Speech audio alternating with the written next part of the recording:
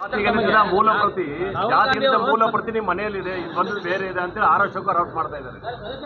ಜಾತಿಗಿಂತ ಮೂಲ ಪ್ರತಿ ಸಿಎಂ ಅವ್ರ ಮನೆಯಲ್ಲಿದೆ, ಇದು ಬೇರೆ ಇದೆ ಅಂತೇಳಿ ಆರೋಪಕ್ಕೆ ಆರೋಪ ಮಾಡ್ತಾ ಇದ್ದಾರೆ. ಅಶೋಕ ಯಾವತ್ತು ಸತಿ ಹೇಳಿದ್ದಾನೆ? ಅವರು ಸುಳ್ಳೇ ಹೇಳೋದು. ಮೂಲ ಪ್ರತಿ ನಮ್ಮ ಹತ್ರ ಇರೋಕ್ಕೆ ಯಾಕೆ ಸಾಧ್ಯ ಆಗುತ್ತೆ? ಮೊನ್ನೆ ಕ್ಯಾಬಿನೆಟ್ ಮೀಟಿಂಗ್ನಲ್ಲೇ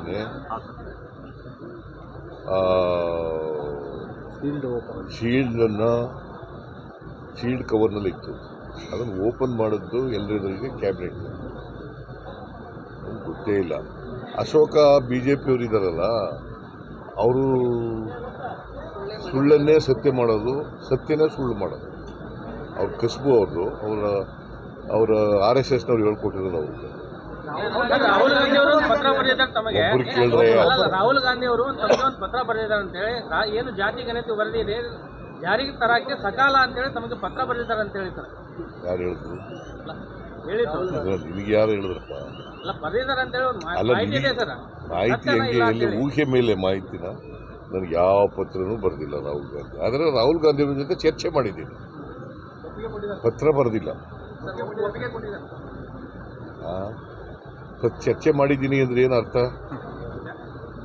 ಚರ್ಚೆ ಮಾಡಿ ಮಣಿಸಿದ್ದೀನಿ ಅಂದರೆ ಏನು ಅರ್ಥ? ಅವ್ರ ಒಪ್ಪಿಗೆ ಇಲ್ಲದೆ ಮಣಿಸೋಕ್ಕಾಗತ್ತಾ? ಮತ್ತೆ ಒಬ್ಬೊಬ್ರು ಕೇಳಿ ಕೆಲವೊಂದಿಷ್ಟು ಕಾಂಗ್ರೆಸ್ ಶಾಸಕರು ಇದಕ್ಕೆ ವಿರೋಧ ಮಾಡ್ತಾ ಇದ್ದಾರೆ. ಚನ್ನಗಿರಿ ಕಾಂಗ್ರೆಸ್ ಶಾಸಕರು ತಾವೇ ತಮ್ಮ ಕ್ಷೇತ್ರದಲ್ಲಿ ಎಷ್ಟು ಲಿಂಗಾಯತರಿದ್ದಾರೆ ಅನ್ನೋದನ್ನ ಸರ್ವೆ ಮಾಡ್ತೀನಿ ಅಂತ ಇದ್ದಾರೆ. ನೋಡಪ್ಪ, ಯಾರು ಕ್ಯಾಬಿನೆಟ್ನಲ್ಲಿ ವಿರೋಧ ಮಾಡಿಲ್ಲ, ಕ್ಯಾಬಿನೆಟ್ನಲ್ಲಿ ಜೋರಾಗಿ ಯಾರೂ ಮಾತಾಡಿಲ್ಲ, ದೊಡ್ಡ ಗಂಟಲಿನಲ್ಲಿ ಮಾತಾಡಿಲ್ಲ. ಗೊತ್ತಾಯ್ತಾ? ನಾನೇನು ಹೇಳಿದ್ದೀನಿ, ನಿಮ್ಮ ಅಭಿಪ್ರಾಯಗಳನ್ನು ಹೇಳಿ ಅಂತ ಹೇಳಿದ್ದೀನಿ. ಅವ್ರ ಅಭಿಪ್ರಾಯಗಳು ಕೊಟ್ಟ ಮೇಲೆ ವಿಲ್ ಟೇಕ್ ಎ ಡಿಸಿಷನ್. ಮೊನ್ನೆ ಕ್ಯಾಬಿನೆಟ್ನಲ್ಲಿ ಏನು ಡಿಸಿಷನ್ ಆಗಿಲ್ಲ. ಅವ್ರ ಅಭಿಪ್ರಾಯಗಳನ್ನೆಲ್ಲ ಓದ್ಕೊಂಡು ಬಂದು ಅಭಿಪ್ರಾಯ ಕೊಡಿ ಅಂತ ಹೇಳಿದ್ದೀನಿ. ಅವ್ರ ಅಭಿಪ್ರಾಯ ಕೊಟ್ಟ ಮೇಲೆ you will discuss again in the cabinet and you will take a decision.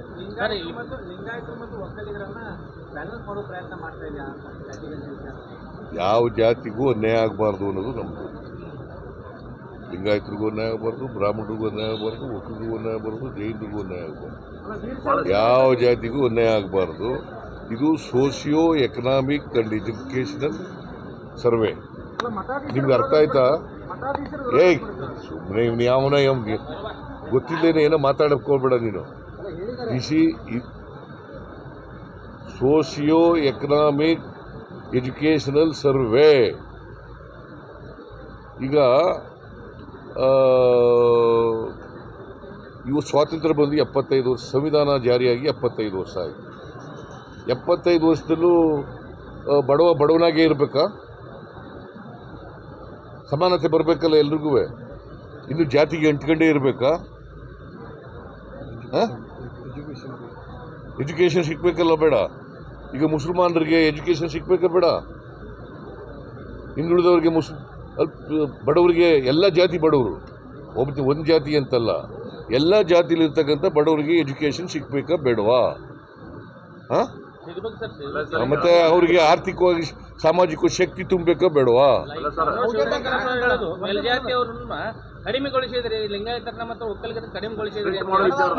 ನನಗೀಗ ನಾನು ಮೆರಿಟ್ ಮೇಲೆ ಮಾತಾಡಕ್ಕೆ ಹೋಗಲ್ಲ. ನೆಕ್ಸ್ಟ್ ಕ್ಯಾಬಿನೆಟ್ನಲ್ಲಿ ಮಾತಾಡ್ತೀನಿ. ಈಗ ಅಭಿಪ್ರಾಯ ಕೇಳಿದ್ದೀನಿ, ಅಷ್ಟು ಬರೀರಿ ಸಾಕು. ಅಭಿಪ್ರಾಯ ಕೇಳಿದ್ದೀನಿ, ಯಾರ್ದು ವಿರೋಧ ಇಲ್ಲ, ಯಾರು ಒಬ್ರಿಗೊಬ್ರಿಗೆ ಮಾತಾಡಿಲ್ಲ.